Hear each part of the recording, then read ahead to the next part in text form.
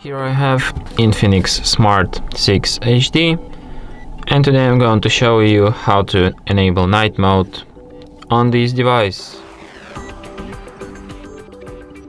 So firstly you have to go to settings, then go to the display section, and here you can find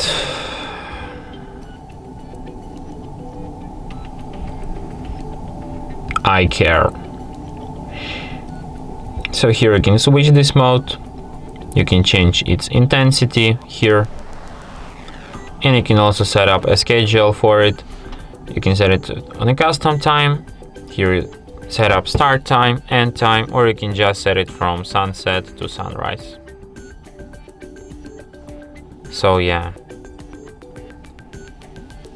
and that's it. Thanks for watching.